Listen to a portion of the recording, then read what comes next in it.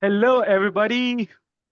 I hope you are enjoying the Sunday afternoon because that's an interesting time of the day. And as a contest management team, as you would have noticed with the pattern of the education sessions that we are running, we are picking up all the most interesting times that we could find to run the session.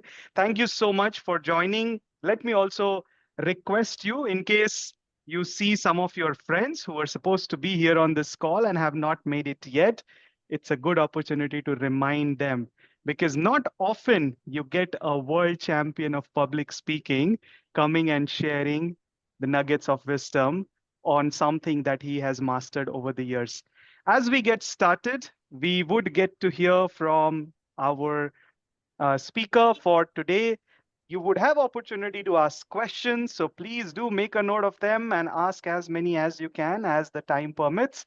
Now, let's get started. And in order to get us going, well, first person that I would like to welcome, she is the mother, the first lady of District 121. Ladies and gentlemen, ever smiling and as always looking elegant. Let's welcome distinguished Toastmaster Savita Salyan, our District 121 Director. Over to you, Savita ma'am, to share a few words. Yeah. Thank you, Aditya Rudra.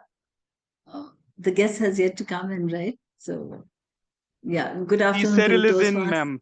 I see Cyril is in He's now. in? Okay, Yes. okay. Good afternoon, Cyril, fellow Toastmasters, distinguished guests. So, it is truly a pleasure to welcome you all to this International Speech Contest workshop featuring none other than Cyril Junior Dim, the 2022 World Champion of Public Speaking. Uh, Cyril, I had the privilege of meeting you in person when you attended our conference last time, and it was truly inspiring. This time, meeting you virtually is an absolute delight. So, your journey and expertise continue to motivate so many of us, and we are grateful to have you here to share your insight. Competing in an international speech contest is more than just delivering a speech. So it's about crafting a compelling message, making an impact, and connecting with the audience on a deeper level. So, and who better to guide us than someone who has conquered the stage at the highest level? So at District 121, we are committed to empowering our members to reach new heights. And this workshop is an incredible opportunity to learn from the best.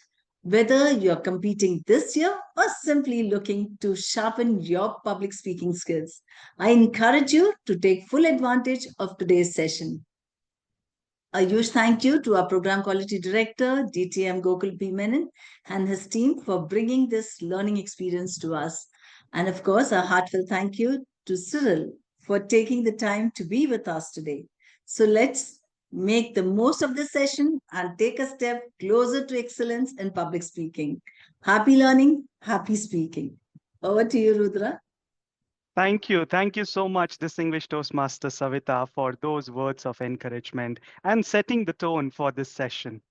Now, I would not do justice to my role if I do not invite our program quality director, distinguished Toastmaster Gokul P. Menon, who is the brain behind this session. So, why don't we quickly invite Gokul and hear a few words from Gokul? Gokul, the stage is all yours. Thank you so much, Rudra. Cyril, my friend, it is so nice to see you in this virtual meeting. And there's a specific reason why I called Cyril my friend, and he, of course, is in the last many years after becoming a world champion. I was that conference chair who was privileged to host him at my conference approximately 3 years back. The very next year, I was privileged to meet him again at the Bahamas, where he attended the following World Championship of Public Speaking as well. And the friendship has never ended from then. There are many others in this meeting who know Cyril very personally, and he gracefully agreed to be part of this international speech contest workshop, even though he is in Central European time right now, which means it is earlier for him than the time that we are at. It is 10 o'clock in the morning. And if he has woken up early on a Sunday to have this session conducted for us, if he has set aside all his other priorities, better priorities like going out with his then girlfriend, now wife, and all the other things, this means he is committed to ensure that this learning experience is fruitful for the members of District 121. On behalf of all of us, let me take this opportunity to thank you, Cyril, for spending your valuable time with us. We look forward to learning the tips and tricks of how to ace in contests from you. I'm sure our contestants and all the other 52, 53 members that have joined in and a few more that will be joining in will be eagerly waiting to know from you how they could proceed, not just with international speech contests, but in regular, how they can improve their speech quality.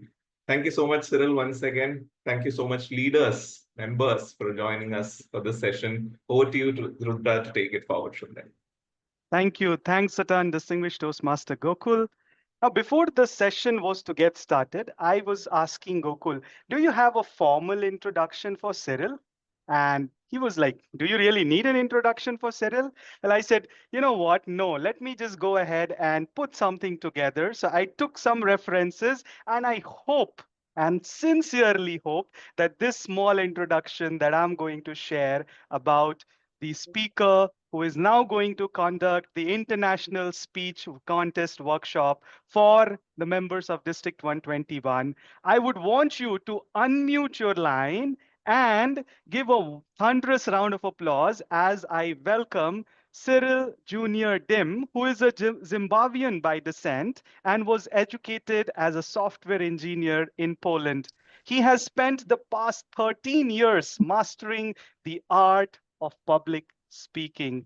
Cyril's exploits have taken him across all avenues of spoken words, which include stand up comedy, sports commentary, and event hosting.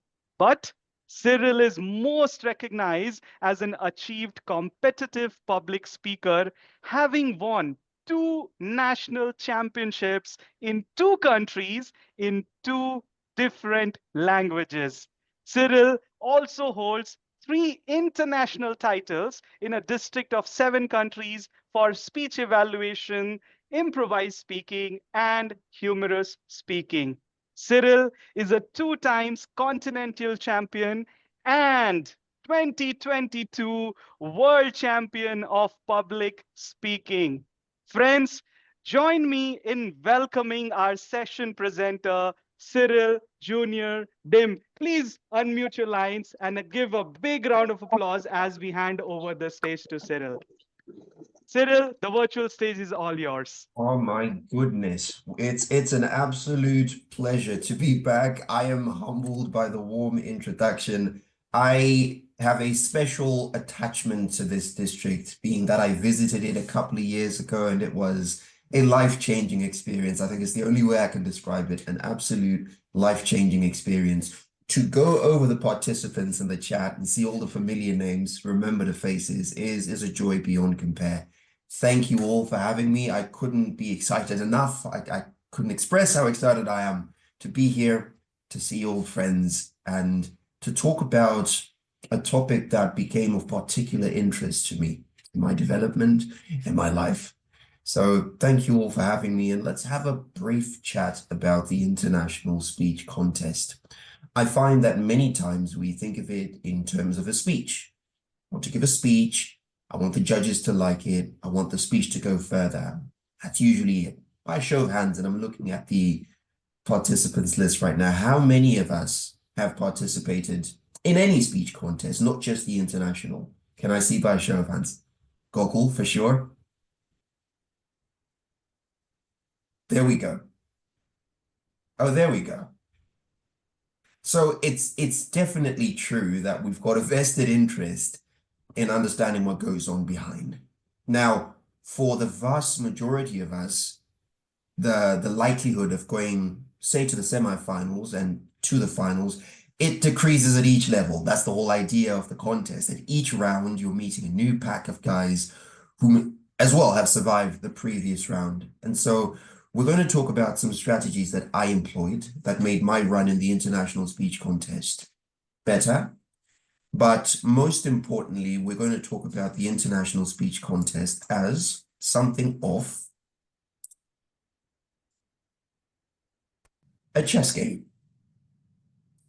I believe that more than having a speech, having a winning strategy is key to doing well in the international speech contest. The thing is that from the beginning, we want to think about why we're participating. And maybe this is another question I can open to the audience. Why did you participate in the international speech contest? Or when you did, of course. Feel free to unmute your microphone and have a word with me. Anybody? Any takers? Arjun, what about you? Why did you participate when you did? I see some chats coming in, Cyril. Dilip says to Oh, learn, Devi says to win, and of course, grow. there we Tanmay go. says to discover a better version of myself. All right. Cyril, just for the experience. All right. You know, those are universally important reasons. You're absolutely right. I find that broadly speaking, we could categorize reasons why people take part in the contest in two reasons. Either the first is for you, for yourself. You are right that the contest is the fastest track to improving as a public speaker. Much faster than you can pick up from a pathway, much faster than you can pick up from attending the meetings. The burden of responsibility is so much higher in the contest that you have to learn, and you have to learn quickly to meet the standard. It's true as well that there is a sense of achievement, not only in winning, of course, but in participating to begin with. So when we take part in the contest, of course, there is a lot of you, but it's true as well that there is a lot of them. Now, who are the thems that I'm talking about? The audience, of course. Many of us can think of at least one speech that we heard in the contest that we will never forget, that we will take with us wherever we go. And it doesn't necessarily mean that it was a winning speech, just a speech that was a part of the contest. I know that in my case, one speech that I repeatedly quote is the speech from Anita Fain Taylor, where she says, "It is what it is, it ain't what it ain't." It's one of the most annoying things I say to my wife, but it's true sometimes, especially when things get difficult, when I can't find a solution, when I know that, for lack of a better word, I am cornered. It is what it is, it ain't what it ain't. And I always think about that speech, and perhaps many of us can think about such a speech. So there is a huge part of putting together something that leaves a lasting impact and that changes the lives of an audience. But of course, there is this element. There is the trophy. And being that I participated in speech contests starting in the year 2011, I know a thing or two about chasing these, about getting some, about not getting others. And I find that many times this is the most important place to start, our relationship with the trophy. I know that Darren Lacroix and Mark Brown would say a very interesting thing about trophies. They'd say, if you want a trophy, go out and buy a trophy. One of the first things I needed to realize before I started making any progress in the international speech contest is that the trophy cannot be the goal. It cannot be the goal. It's a side product of doing something right, but the trophy in and of itself cannot be the goal. There are things much larger than the trophy, players much larger than the trophy in that contest. And if you're going in simply for a trophy, it shows. Have you ever spoken to someone and known that they just want something from me? Or have you ever spoken to a salesman and, they just want to make a sale? They don't care about me. They don't care how I'm doing. They just want my money and then they're going to leave. You don't want to leave the audience with the same impression when you participate in the international speech contest.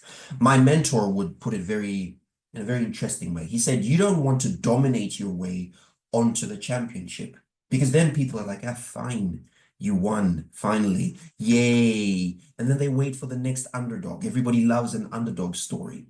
What you really want is for people to want you to win. You want to build the idea of you being a world champion, not in your chasing a trophy, but in your being a people's champion. And I believe in my case, this becomes a separator much later on between the champions we remember and then the champions we'd like to much sooner forget, if you know what I'm talking about. At the core of the international speech contest are people.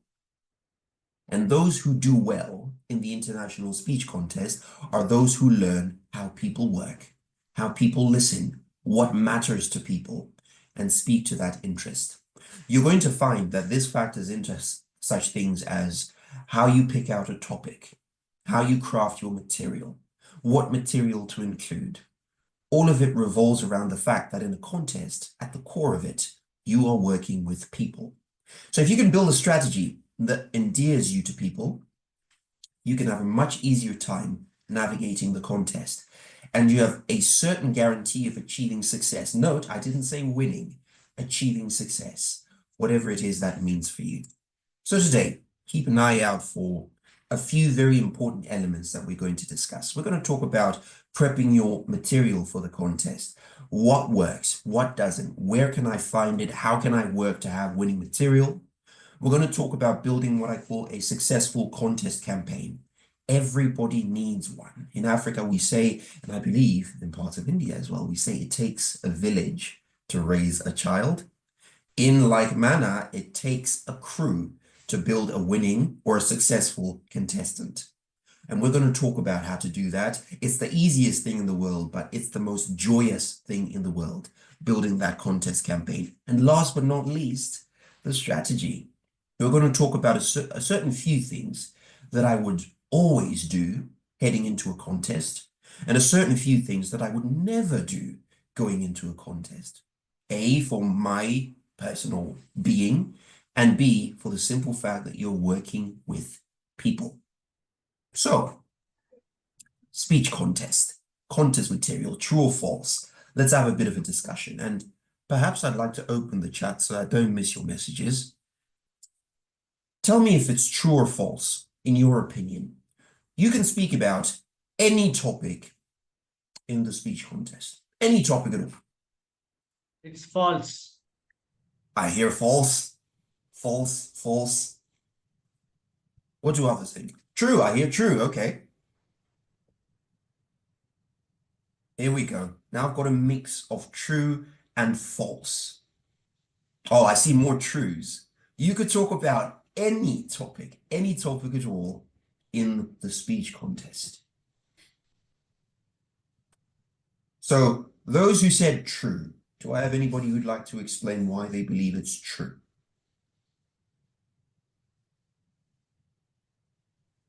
It is your Talk to me. story. It is your story. How it is believes it is coming from your heart. You wanted to communicate, and where the ideas or your learnings can be shared so that they can benefit out of it. That is the Right. truth. That's what my point of view. Thank you. Thank you for sharing that. So it says it's your story. It's your truth. You're saying it from your heart. There's no limit on what you can say. Say your truth. Thank you. What about those who say it's false? Let's have a conversation about this. You could talk about anything. You could pick any topic at all in the speech contest. Now, again, remember, you're working with people. You're approaching it strategically. What about those who said false? Why do you believe it's so that you can't really talk about anything? I can go. Because the topic needs to be universally resonating, and there can Sorry, your mic is a bit muffled. Could you? the topic needs to be universally resonating. If I choose some topic that only a certain group of people know, that may not resonate with everyone. All right. So there is the element of you want your topic to be universal. You want people to relate to it. And perhaps that's not any topic. I understand. I see in the chat false. It should be positive things, or shouldn't hurt anyone, or you should avoid conflicting topics. Thank you, Priya. That's an interesting take. Positive things. What do you mean about positive things? I see another one. Choose a topic that the audience resonates with. Also ensure that it doesn't hurt anyone. Interesting. Interesting. Now, here's what I believe. There's never going to be a speech that pleases everybody. I feel, and if you look hard enough, you will find at least one person who says, you know what? You know what? And I find it to be the most ironic part of asking my clients to go and get feedback. Because I've got one client, very interesting fellow. He's Italian, so he and I connect on a very special level. And He has a learner's spirit, the heart of a learner. He will go to the ends of the earth to do better. And so what that means is that most of his week is spent in front of people, giving his speech or speeches, and then collecting feedback. But the problem is, no matter how many times we change this speech or we work on this speech, and we've been doing this for the greater part of a year, there's always somebody who says, you know what, I don't know. And I think the same applies to the speeches. It's never going to be a speech that makes everybody happy, universally happy, but it still begs the question, does that mean we can speak on any topic, absolutely any topic at all? And there's this element of resonating with people, but perhaps look at these topics and see what they have in common. Religion. Just think about it for a second. Don't say anything, just think about it. Sex. Politics. Activism. Don't eat meat. Racial disparities. Equality. Current affairs. The war. COVID. Hard topics. Suicide. My drug habit, which I kicked last week. Toastmasters. In this very contest that I'm in, and you start talking about the very contest that you're in, do you see a thread here, or the very contest that you're in? For many of these topics, especially the ones before the contest and before Toastmasters, I wouldn't say you run a risk of hurting people, even though it is a real risk, but I don't want to think of it in terms of hurting people. I'd like to think of it in terms of polarizing your audience. Because the thing is, say you've got a room of about 100, you don't know which side of the aisle they're on. You don't know what they believe about religion, about sex, about politics. Let's assume best case, half of your audience is on your side. That means you've potentially lost 50% of your audience before you've ever said anything, or before you finish your speech. It is true, technically, that you could speak about absolutely anything. But if you're chasing the positive result, some topics severely reduce your chance, not just because they hurt people. Let's not think of it that way. They may polarize your audience. They split that audience in half. It's absolutely true that we want to resonate with people. Now, of course, I need to comment on why I put Toastmasters and the actual contest. Sometimes, or at least many times, it happens that when someone is speaking highly of the organization that is in the audience, it may come off as pandering. Now, I know there are exceptions to this rule, and there are people whose stories are inextricably linked to Toastmasters. So there's never going to be a speech that they go through where they don't say, I stumbled into a Toastmasters meeting. There only is a risk of pandering to the audience. Of course, you're going to say good things about Toastmasters in a speech contest organized by Toastmasters. You don't want to run that risk. So I always tread this line with a bit of caution. An interesting story about the World Championship speech in 2022. Originally, my conversation with Nick happens in a Toastmasters meeting. Nick and I would always meet at the Toastmasters meeting, and we'd always have all kinds of conversation. I stop and I think about exactly this factor of, will it seem like I have to mention Toastmasters for it to be a relatable speech to Toastmasters? But most importantly, I went back to the title of the contest. It's the International Speech Contest.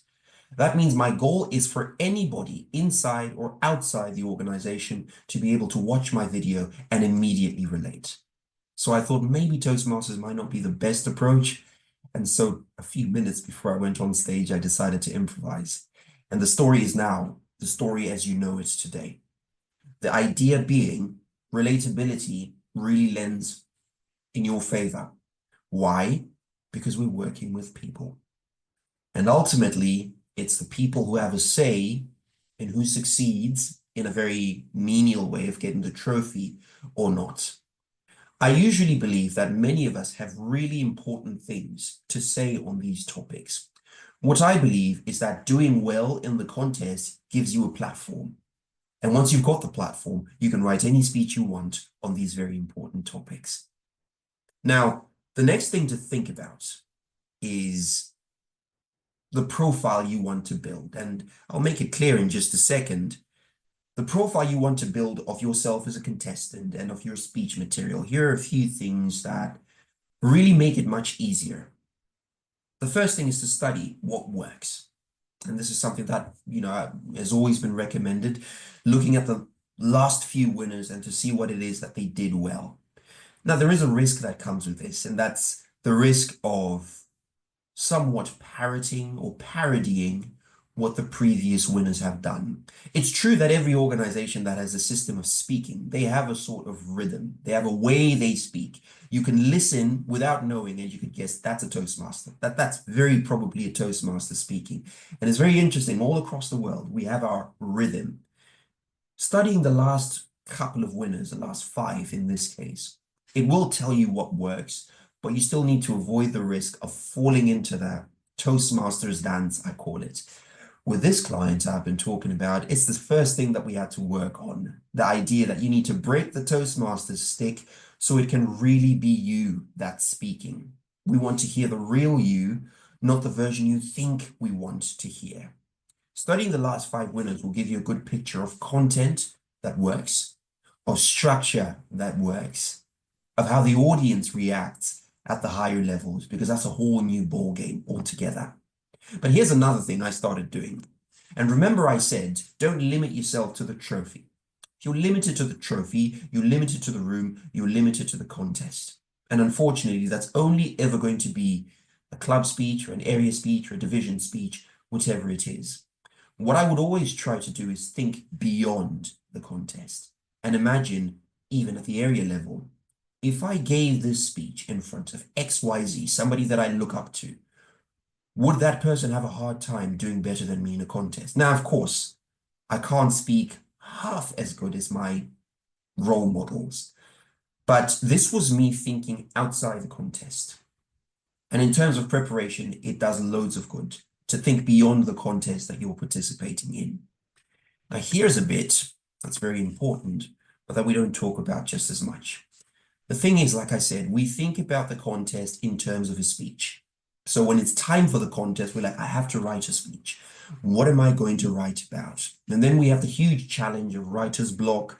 We have the huge challenge of knowing if that's the speech, if that's the story. Creativity is very shy. And if you put creativity on the spot, you have a hard time building something worthwhile. And that's why I start preparing for the contest long before, long before. One tiny thing that you could do, and this is Matthew Dick's homework for life. He says, at the end of each day, ask yourself, if I had to tell one story from today, what is the most story-worthy moment from today? Write 1 line or 2. Sometimes you're going to find that the story of the day reminds you of a story from back then. And before you know it, you've got a bank of stories. It's very important. It's vital for a contest participant that they have a bank of stories. Here's a principle that we have in the world of contest speeches. We commit to the process of writing, not to the speech. If you're attached to a speech, you are blind to all the ways that speech is not working. And if that speech is given negative feedback, you are likely to take that negative feedback as an attack on your character, rather than feedback to actually help you build the speech. One thing that I quickly learned from the very successful contestants in my district, they would come for feedback, but these guys know they're good. They know they're stars. So they're not interested in the positive feedback. They'll smile and say, thank you. But in their hearts, they don't care about that. They know they're good. They want to know what they can improve, fair and fine, but all of them would ask one question. Is this the speech? It's a good speech, fine, but is this the speech? Is this the story? Because when a judge is listening to your speech, and this is something we're going to talk about later on, there should be no deliberation. A judge should be in a trance whilst you're on stage, and by the time you're done, it should be like, oh, I have to score. Oh, that's the winner. I don't care how. I'm going to make the judge's ballot show that, but that's the winner. In order to reach that level of quality in your speeches, you cannot be tied down to a speech. Therefore, we commit to the process of writing. We always keep stories so that we make something out of those stories and see if it's a good speech.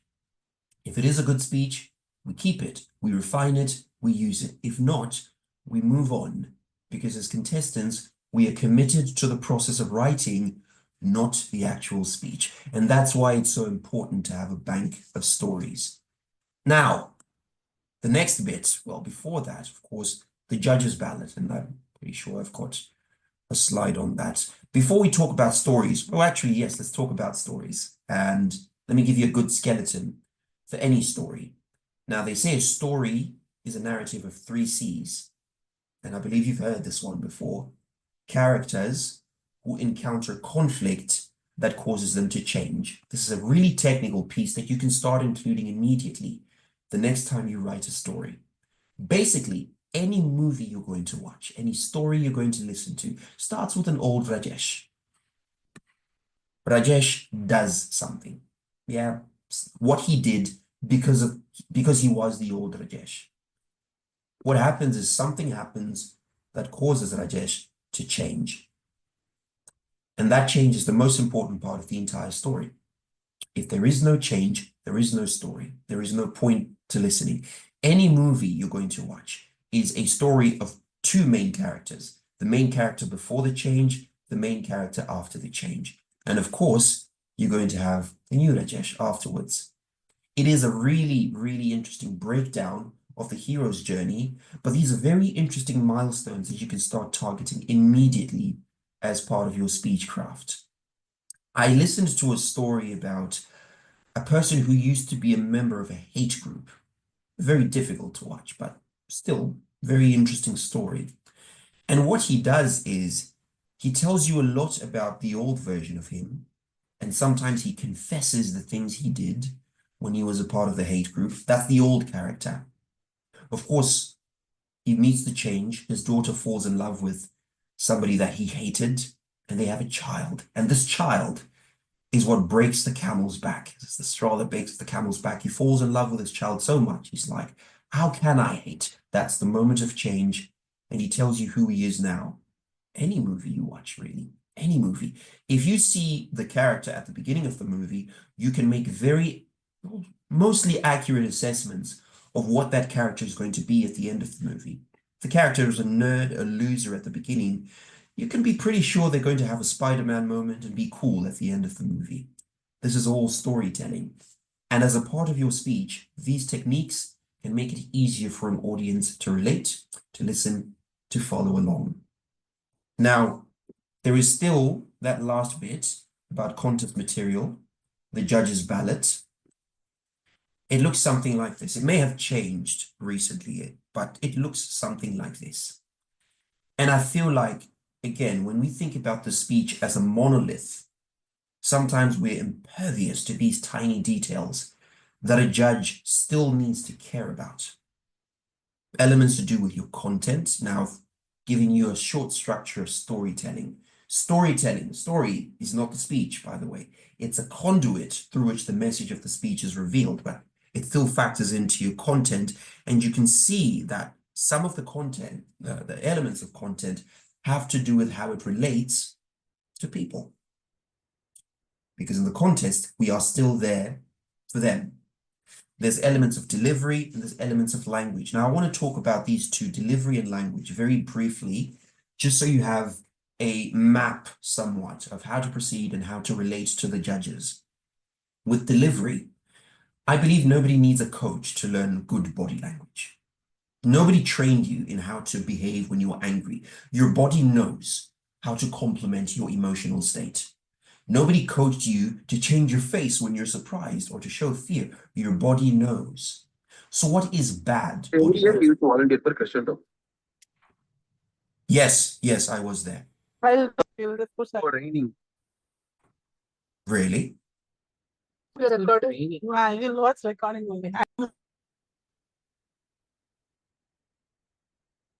I'm sorry, I'm too immature. Some of the members got too excited, Cyril. Sorry about that. You know what? At the risk of sounding like I'm bragging, I do have that effect. Thank you very much. Okay, let's talk about delivery again. So we said nobody needs a coach to learn good body language. Your body knows. Your body knows what is bad body language. Many times, bad body language is your body's response to fight or flight. Is your body trying to protect you from the monster, the unknown monster? Many of the things that an evaluator could pick, oh, you were not looking at the audience, you were rocking back and forth, your arms were up the entire time. All those elements have roots in psychology, protecting yourself, perceiving a risk, and taking some protective action to minimize that risk. Of course, there are also some cultural elements. Where I'm from, and perhaps you've heard of this before, we don't make eye contact. We don't look each other in the eye. That's a challenge. I've looked my mother in the eye one time and she picked up a slipper. I got in trouble immediately. Like, oh, how dare you? So it's a cultural element. And I know in some parts of the East as well, it's respectful to lower your gaze when you're speaking to people that you respect. So there might be that element. Understanding the root cause can help you to start making changes. Identifying the manifestation of such behaviors, that's important as well. So what you're going to do, the next time you're rehearsing for a contest, record yourself. Yeah, record yourself speaking in general. Forget about the speech. Speak about anything. Speak about curry, about mango lassi, about biryani. Gokul, I miss India. I'm just saying. Food was awesome. Okay, I'm done complaining. Record yourself talking about these things, and then watch the video minus the sound. Just turn the volume all the way down and just watch the video. It is very uncomfortable, but it is very telling. What you're forming is your visual image. You are understanding how you behave on stage and how fight or flight manifests when you're on stage. Once you have a list, oh, this is what I do. I stoop, I don't look at the audience, I use my arms too much, I don't use my arms at all, or my arms are always engaged, I don't let my arms down. Once you have a list, it's very easy to tackle. You know what to do next. Yeah?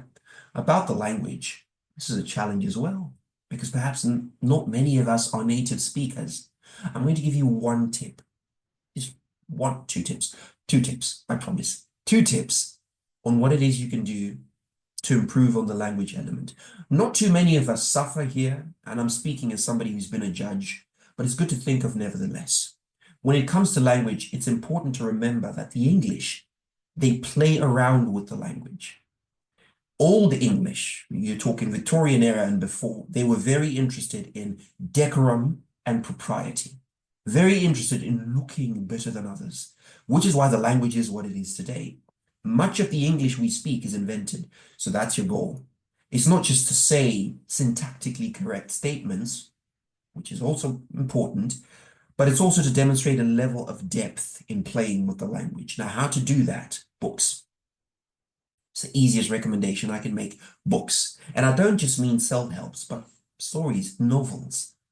And the further back in history you can go and understand the language, so maybe you're going to start with contemporary authors, but the easier it is for you to start going back and understand the older writers, the deeper your understanding of the language is, and the more flexible you are playing around with it. But of course, when it comes to language, what's the king?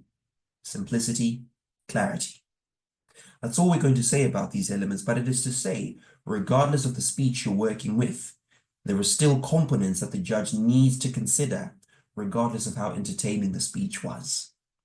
So what is the goal when you're preparing your contest material? What is it really that we're trying to do? Why am I giving all these tips? You ready for it? Your goal, above anything else, is ease of scoring. The judge should not be deliberating when your speech is done. They need to stop and say, that's the winner. I just need to find a way to reflect that in the judge's ballot. An easy speech to score usually does well, especially the higher up you go, because the number of judges increases and it becomes a game of numbers. So if you're consistently on the ballot, you've got a higher chance of winning than somebody who appears and disappears on the ballot. ease of scoring. Do we have any questions so far before we move on? Going once, going twice. All right. Now let's talk about your contest campaign, which is the second part we promised to talk about. A memorable speech contest campaign. In your opinion, fire it in the chat. How long does it last? Now, the contest campaign, we consider this to be the window between the inception of the speech and the delivery of the speech at the highest level you reach in the contest. So if you reach the World Championship stage, your contest campaign is until the World Championship stage, and it starts from the moment you conceive the speech. I hear forever. I love this answer. What do you guys think? How long does it last? The window between I have an idea and the highest level of the contest. I'm still at forever. 1 year, 10 years, 10 months, 1 to 5 years. Okay, I see a thread here. It seems that people agree that it takes a long time. That usually means that by the time the VP Edu says there's going to be a contest, you are running out of time at such a rate, it's mind-boggling. I'll tell you a story about the first time I went to the semifinals. It was 2020. I walk into the semis with a speech that I wrote. The speech is about 5 months old, basically. My campaign has been 5 months long at this point. And I meet a certain gentleman from Texas. He's got the square glasses. He takes them off for his speech. He's got the perfect smile. Really nice. He's an American, really nice guy. And I didn't like him at first because he scared me. And he gives one of the most memorable speeches I've ever heard. All of us were gripped and we were super emotional listening to the speech. The title was Blue. The gentleman and I are such good friends now. I love him dearly. He's a darling. And I asked him afterwards, I said, well, Mike, how long have you had that speech? He looks at me, he says, dude, I've had that speech since about the time I joined Toastmasters. He says, it's going on about 25 years. I was 23 at the time. To give you some perspective of what you're going to meet up there. At the higher levels of the contest, everybody's good. You're going to meet people who have wanted this for a really long time. So the more time you give yourself to develop, to learn value that you can share, the better. The more time you have to work on collecting speeches, reading, practicing, rehearsing, entering the contest, the more time you've got for the entire window, the better. But you need time for something else. You need time to build what I call an evaluation network. The Toastmasters ecosystem, I'm going to say something controversial. On its own, the Toastmasters ecosystem is not enough to prepare you for a contest. Do you know why? We're too friendly. We're too nice. We're supportive.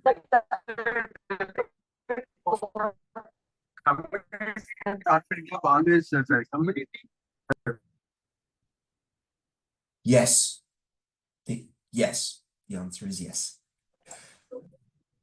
The Toastmasters ecosystem is too friendly. We're a sandbox for you to learn, to try out things.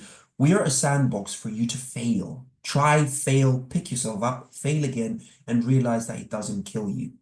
In the contest, it's a contest.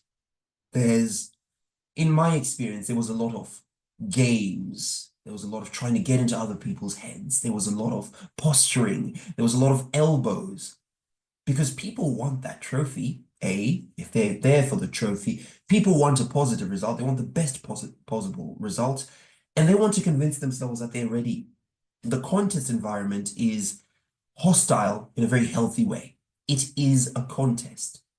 So one thing that I would start to do when I was working on my speech is to go outside Toastmasters to places where people didn't owe me anything and rehearse there. It is amazing how much you can learn from people who are not afraid to tell you, dude, come on. Come on. It's amazing how much value you can learn there. I would go to comedy clubs. I would stop strangers who are having dinner and say, look, I've got a 7-minute speech. It could change my life. I don't want money or anything. I just want you to listen and tell me if you like it. And they would say, oh, free entertainment while I eat, of course. Let me hear your speech. Making a network that's broader than Toastmasters will really prepare you to be an international speaker. Because again, it is the international speech contest. You don't just want Toastmasters appeal, you want global appeal. And sometimes that means diversifying your system of evaluation.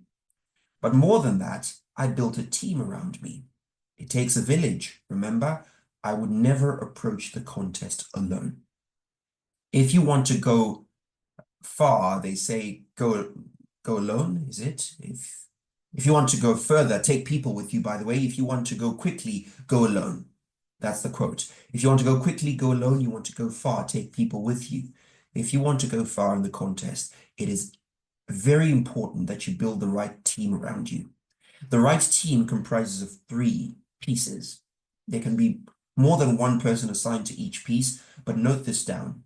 You need a source of skill, a piece that is centered on skill. That's usually a coach. You need a piece that is centered on wisdom, on maturing, on growing into a championship speaker. That's a mentor. Somebody who can guide you into thinking the right way about the contest, about competing, about yourself. That's a mentor. And most importantly, you need someone, a close friend, that holds you accountable. Could be a spouse, could be a best friend. This person could have 0 background in speech writing. The idea is your evaluation network supports the idea that you're not working alone. Now, during a contest campaign, overall, this is what we've just said, build a circle of trust. There should be people working with you on the speech. Some people are there to help you with the technical elements. Those are your coaches. Some people are there to help you with the maturation bit. Those are your mentors. And some people are there to be your friend, to hold you up when you want to give up, to stay up late with you rehearsing because your coach might charge extra for that. It's important to have these pieces. Establish an evaluation network. Go outside Toastmasters so that you really learn what an international speech is. Consume any material that improves your knowledge, books, movies, and so forth. We always say you can't give value that you don't have. If you've entered subsequent speech contests without finishing any books in between, then you've tried to repeat the formula that didn't work before. I would always think, if I lost the speech contest, that there's still more learning to do. And until I do that learning, I'm never going to do better in the contest. So the year following up, I'd be reading a lot. I'd be studying actors. I would go anywhere and everywhere I could get knowledge because I didn't want it to be the same Cyril that comes back next year. May that be your determination. If it didn't work this year, it cannot be the same you that comes back next year. So consume anything that makes you more valuable. In the pages of those books are such gems and nuggets of wisdom, they will transform you. And that transformation will be manifest in how you speak the next time when you come on stage. Last but not least, evaluate others. Sometimes looking at another speech and helping that speech to improve will give you ideas about how to improve your own speech. Remember, we commit to the process of writing, not to the speech itself.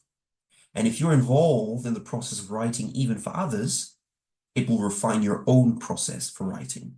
So if you want to be a good member of the International Speech Contest, evaluate somebody else and help them to improve. This is a contest campaign.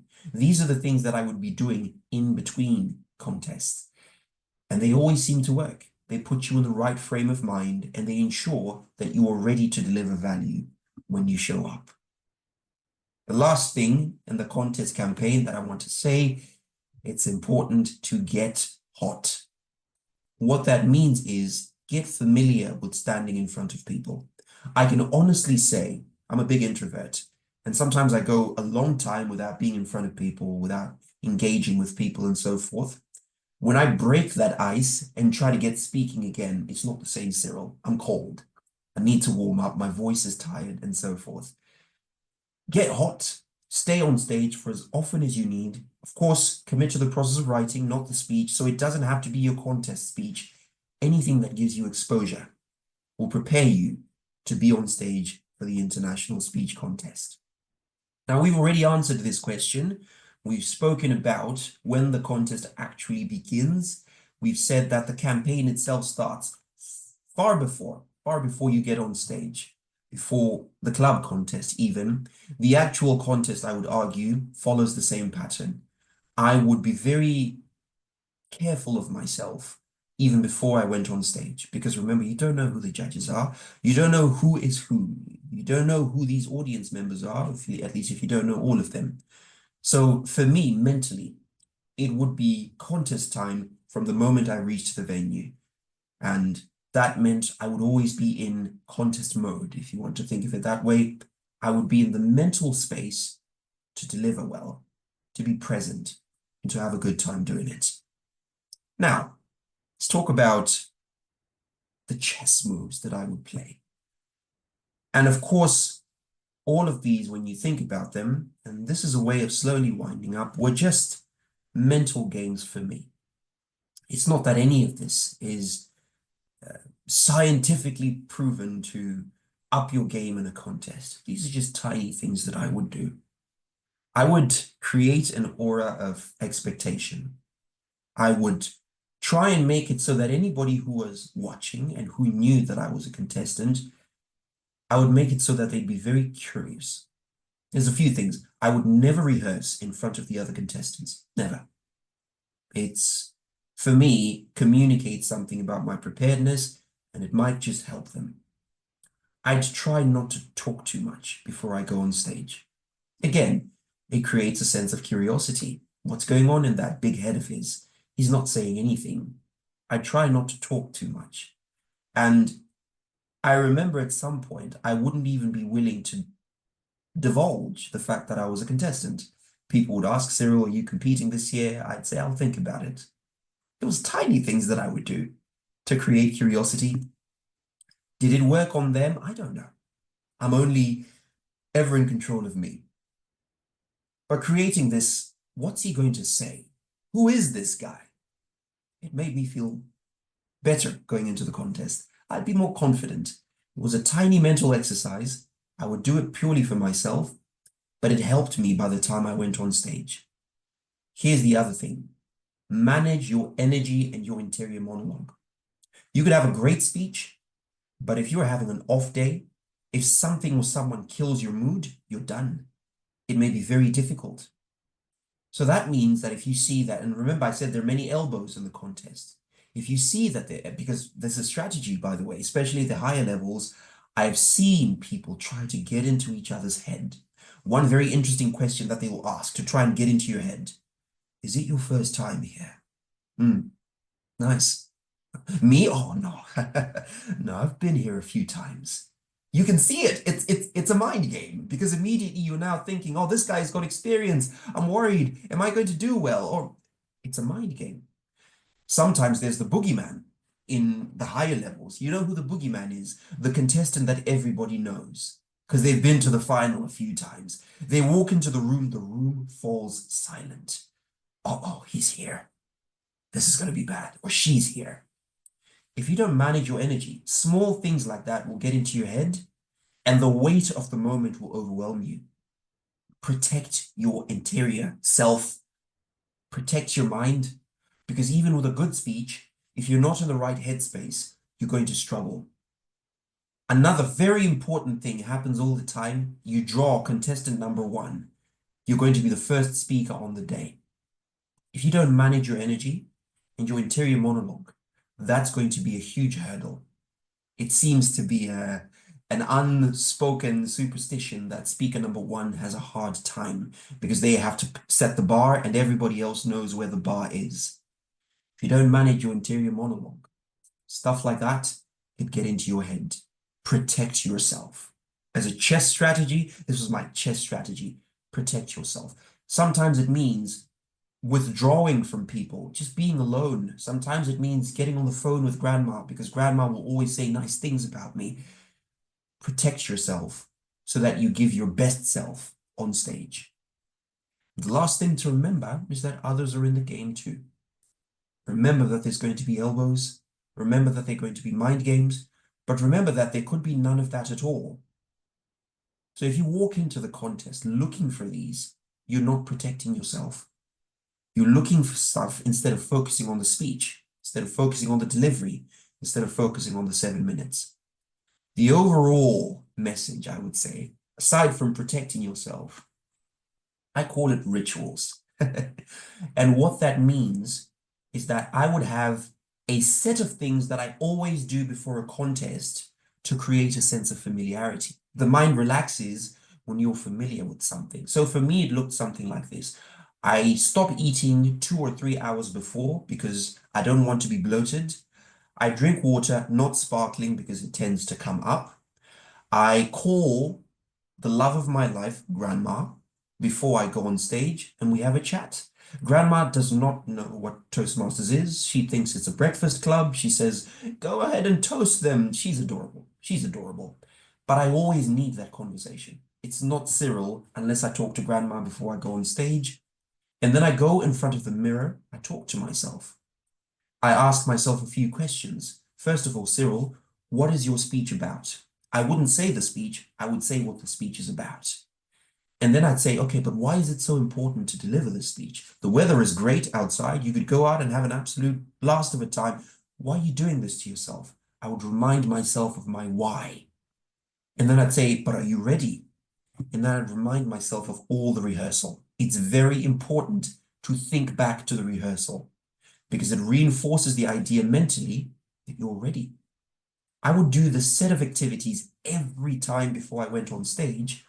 It created familiarity, and by the time I went on stage, I would be very confident of myself.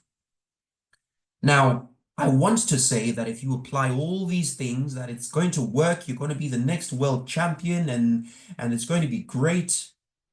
But I'm going to say to you what my coach, Aaron Beverly, said to me. There is always an element of luck in these contests. Always. It's random what speaker order you draw.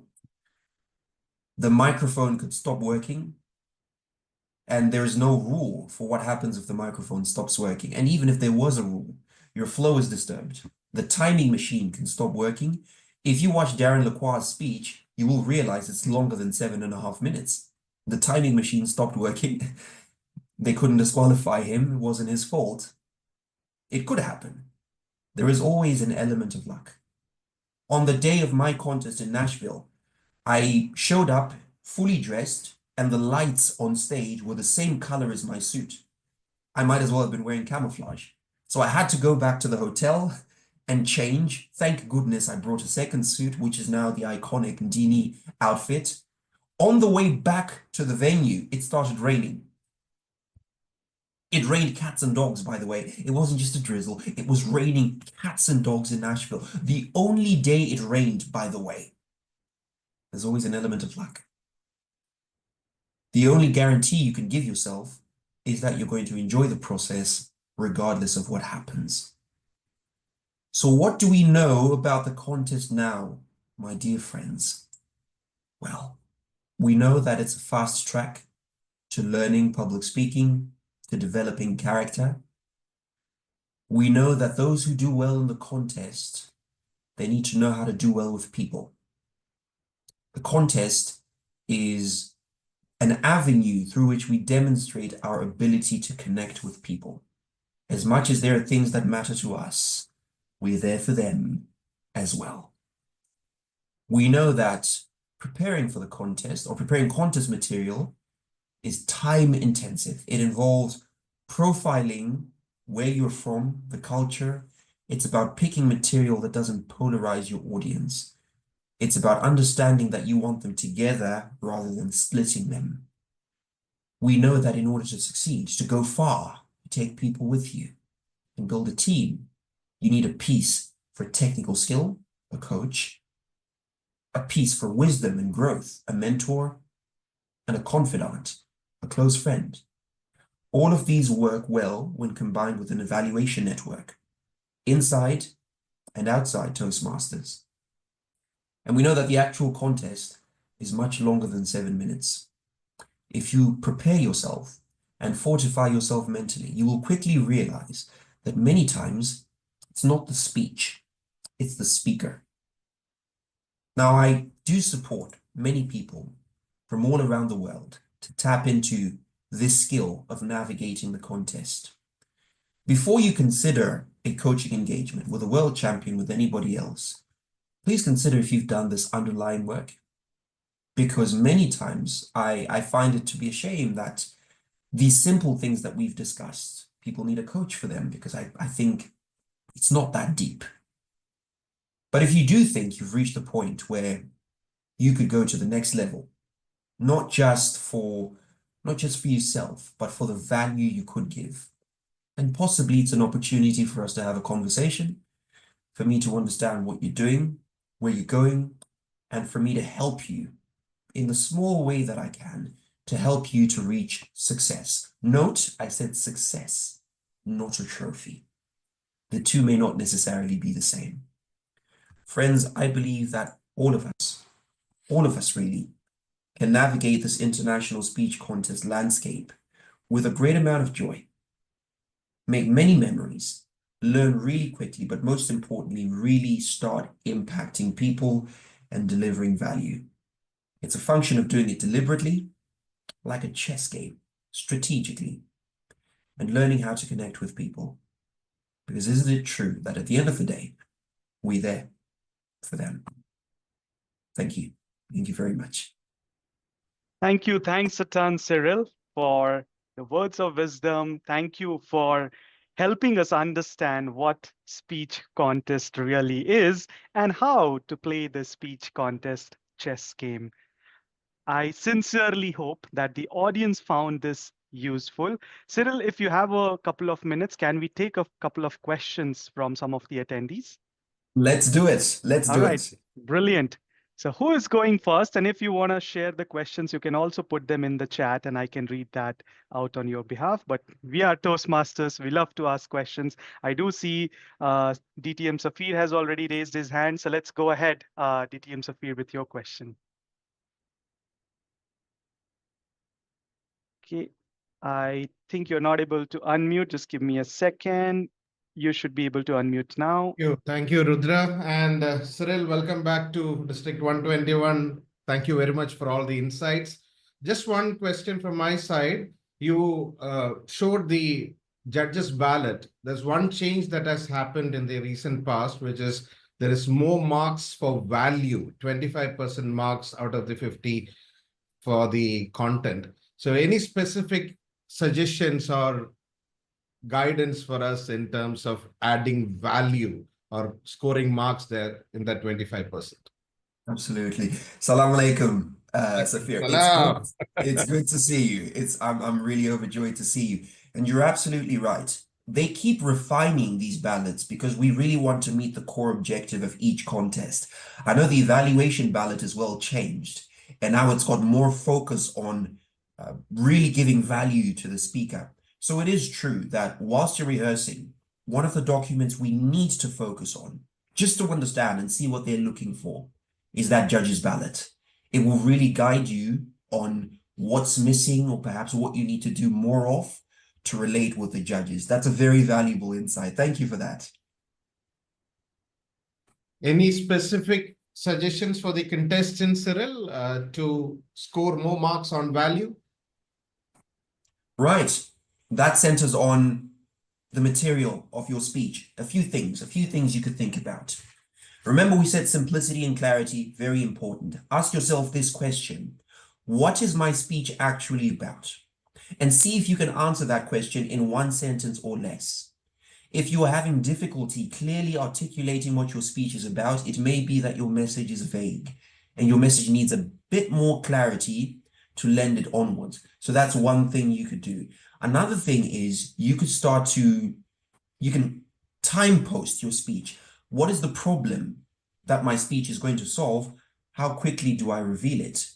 Because people need to get a sense of where the speech is going before you ever really get to the meat of it, the story, and so forth.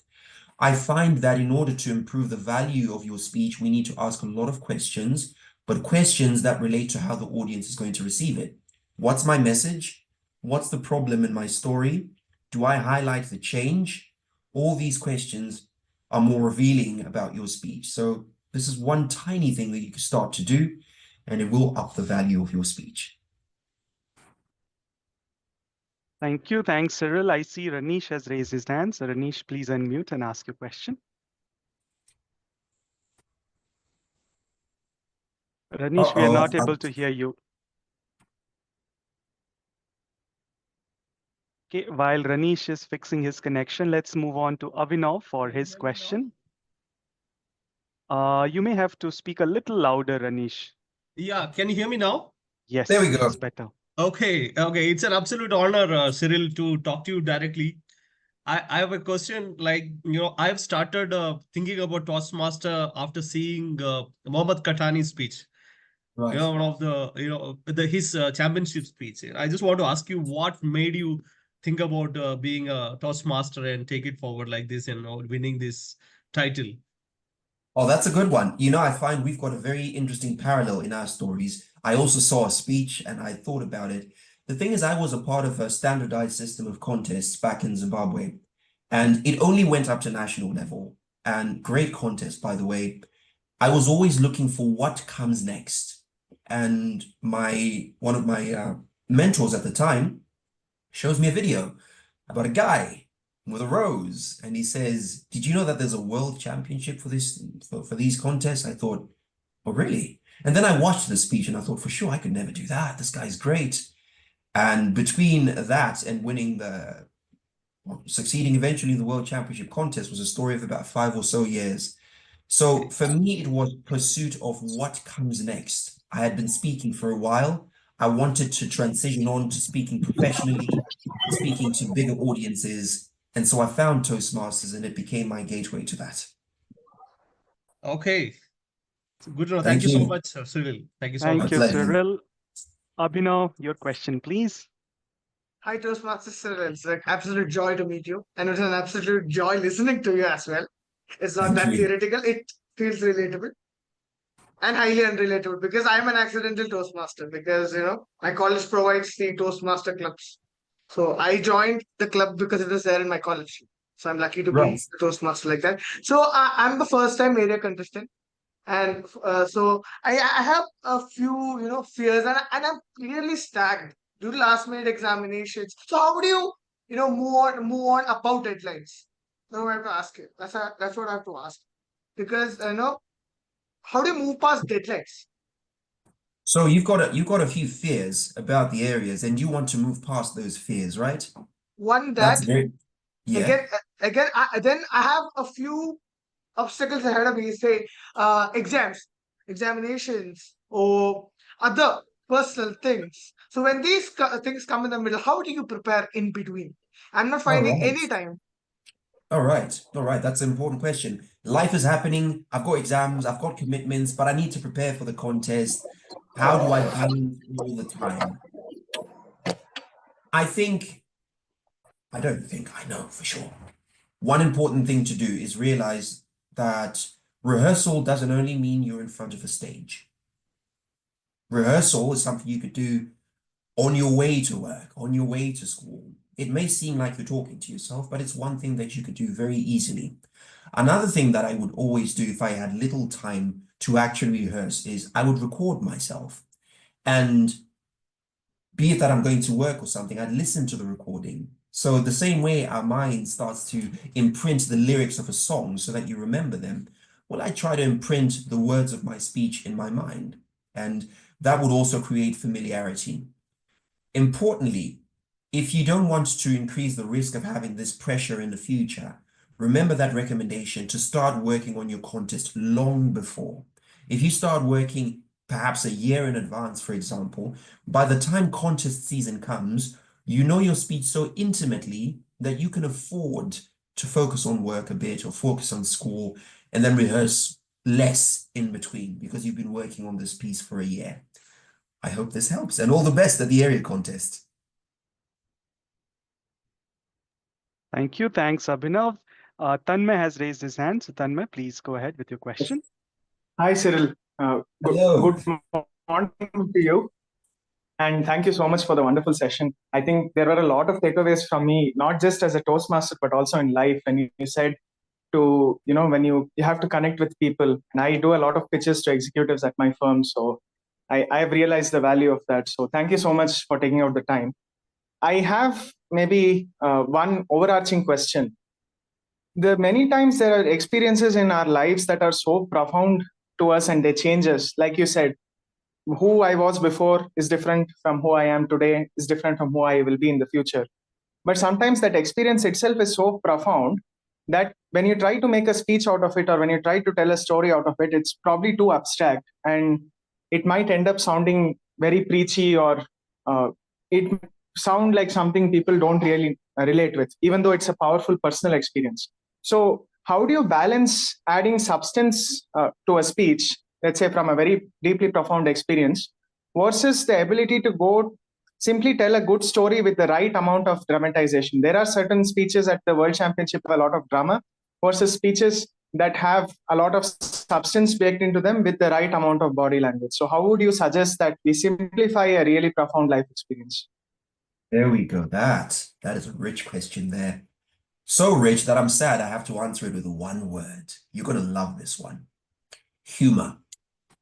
Why do I say humor? If you're not ready to laugh about it, you're not ready to talk about it. Now, one way that you make a profound topic palatable, you empower people to laugh about it. And if we laugh about it, we laugh with you during the relation of this profound experience, we remember it more. Humor is the easiest way to make people emotionally connect, emotionally invest, but humor also communicates. This was profound. It changed my life, and I'm okay with it now. I've synthesized it now. I understand it now. So let's talk about it now. If you find that sometimes you're going off too abstract, you can always come down to the basics of what is a story, right? What happened? We said it's a narrative. Speak in terms of what happened. I moved, I did this, I tried this, it didn't work. And you find that those very explicit descriptions of events, they make it easier to follow. And this abstractness, it doesn't become a problem so much. Another tiny thing that I'm going to recommend for those profound stories, they become abstract sometimes because we talk about the experience, we step out of the experience, and then we start philosophizing. We get back into the story, we step out and philosophize a bit more. Here's one thing you can try to do. Stay in the story. If it's a super profound one, stay in introduce the speech, make a transition into the story, stay in the story until it's time to step out and start talking about the message. And then you're going to find that because the story is essentially what happened, it's very easy to follow. It's a series of events. And then when you step out and start sharing the message, we've understood sufficiently enough to relate to and understand your message. Above all this, if you're not ready to laugh about it, however profound the experience was, it may be that we're not ready to hear it. I hope that helps. Thank you, Cyril. Cyril, I do see that there are a few hands that are raised, and I just wanted to, I'm conscious of the time that you are spending here with us. Just wanted to check if time allows and can we take a few questions? Or if your time allows, I'm more than happy. that's brilliant. That's music to my ears. So I do see Anson has raised his hand. So Anson, please go ahead, unmute your line and ask the question, please. Hi, good afternoon, Cyril. I'm not sure what time of the sphere you're at right now, but over here it's a good afternoon. Cyril, I think you were here in 2023 for the presenter. I think I met you for a few minutes, I believe. So my question out to you as a world champion is, because I'm leading my team also to go to be the world champions. My question is like, what makes a better spirit, like either a humor or a dramatic one? a speech. Because Hey. we went through that one. Like I can see like one area where humor was doing the good part, the other was dramatic. But on your experience, like I know that you had like around a lot of mentors with you also. What do you suggest about it?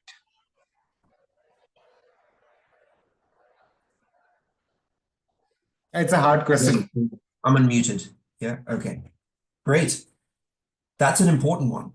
And it's true that I've observed that different districts have different flavors or preferences for flavor of a speech. I know one district where the emotional speech always wins.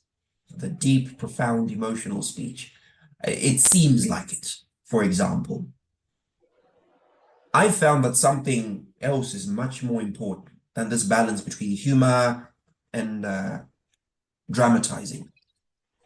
The fact is, every day we don't interact in drama and comedy. We don't do that. We don't wake up and say, it's a fine morning, dear wife, children, and contest chair. We don't wake up and do that. We just talk. And many times, have you ever listened to a speech and felt, this guy is talking to me? This guy is talking to me. It's like nobody else is here. This guy is talking to me. That will win over anything and everything else. What you're looking for is how to be conversational.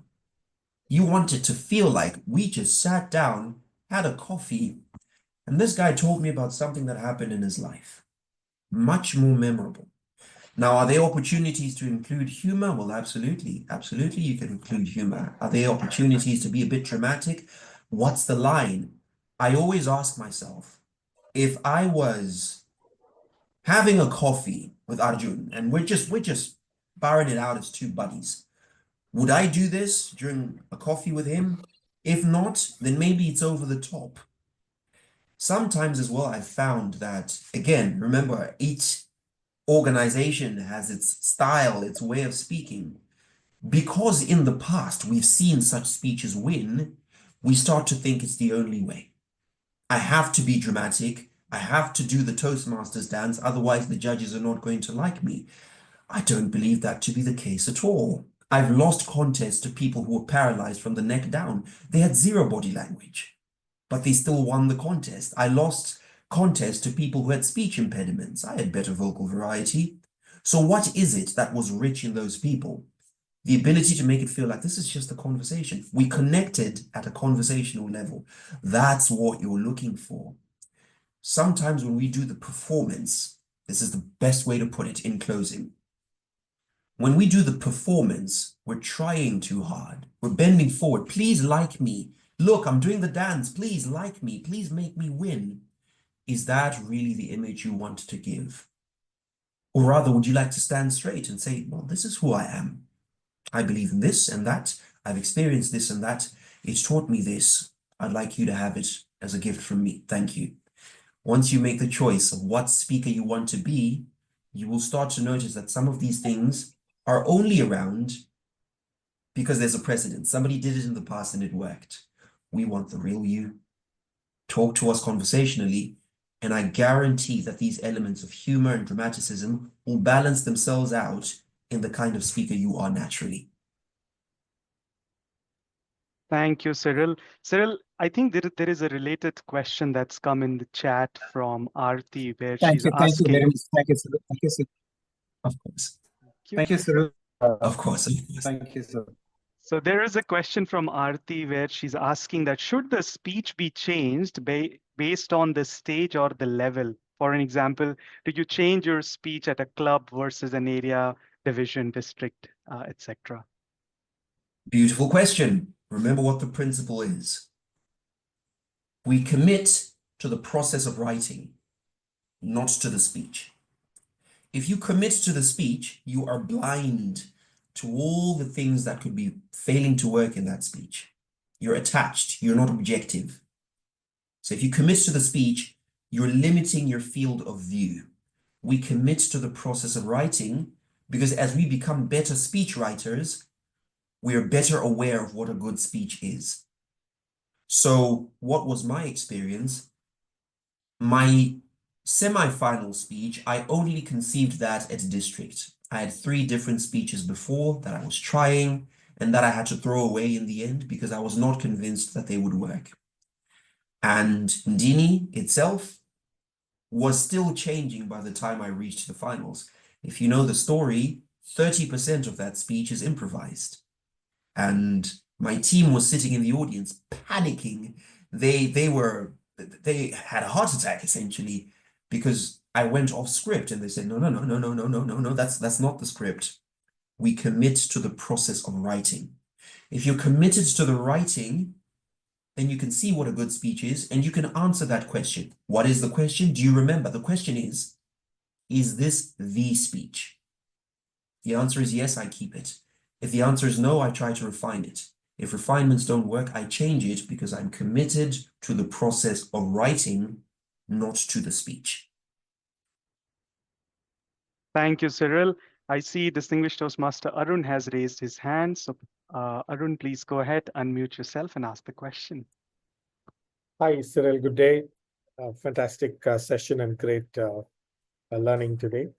My question is, what are some of the techniques that you personally use to tweak or improvise a speech on the fly based on audience response as you're presenting it? I've always wondered how people do this. All right. But that's an important one. That's an important one. Well, we cannot discount the need to practice because even improvisations, they may seem improvised, but we practice even for improvisations. How do we do that? You keep a general sense of your speech. I know where I am in the speech, essentially. If you have a general sense of your speech, you can leave the script and you know where to rejoin the script. And that's why you remember I said I asked myself that question, what is the speech about? If I know what is the speech about, then I can very easily play with the timeline whilst I'm on stage. It's something that I've practiced for a while, by the way, but due to the exposure, I could do that. The second thing that I think is very important is stage presence. That's why I always argue that delivering a speech is not doing it justice, because delivering a speech means I have a script, I do the script, I leave the stage. Well, what if the audience is having a good time? Have a good time with them. And sometimes that's where the improvisation comes in, because if the audience reacts in a way I did not anticipate, and it happened to me a few times that they started clapping, they started laughing, you need to be able to enjoy the moment with them. That means you have to leave your script. If it means it's a funny part and you didn't plan to pause for so long, you're probably going to have to stop and look at people. Could you believe it? And you enjoy the laughter with them. If they're clapping, that means you need to step out of the script, let them clap. But that means by the time they stop clapping, you need to get back into your speech and resume. I would say the key component of learning how to improvise is learning how to be in the moment. You can practice speaking on the fly. We've got opportunities for that in our clubs and so forth. Once you've got that core skill, having a general sense of your speech and being in the moment can really help you to improvise. Thank you, Cyril. Thanks a ton for answering all the questions. And these are those moments where you don't want a session to end, but you have to also appreciate everybody's time, especially it's a start of the day for you, and we really appreciate that you took out time from your busy schedule and spent the time with us, not only enlightening us with the tips and tricks, but also taking all these questions on the fly. And thank you so much for all the support that you have provided to District 121. Ladies and gentlemen, before I invite our program quality director, distinguished Toastmaster Gokul, to say a vote of thanks to Cyril, I would want you to unmute your lines and clap for Cyril for all the time that he spent with us. Thank you so much, Cyril, for this wonderful Sunday.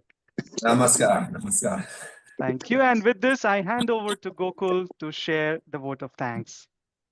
Thank you so much, Rudra. I often wonder, and I genuinely say this, that Cyril is more of an Indian than a Zimbabwean. If you notice his preferences of food, the words that he is using, all of it align more to an Indian nature than a Zimbabwean or a person from Poland. I still recall when we went out for dinner while he was here in India, I told him, Cyril, this might be something that is new for you. You might not be used to eating with hands. And then Cyril told me something interesting. Cyril told me, Gokul, if you feel so, I'm going to surprise you tonight. And he exactly did that. He was more of a pro in eating with hands than any of us were. Some of us in the audience did join for that dinner. So I say this with all of my heart. Cyril is more of an Indian than he's of any other nationality. Thank you so much, Cyril, for extending your time. I know that you spent maybe 25 minutes more than the scheduled end time to answer all the questions that were there. And I am well aware that it is early in the morning there for you. Thank you so much on behalf of District 121. In Malayalam, we say Nanni. In Hindi, we say Dhanyavad.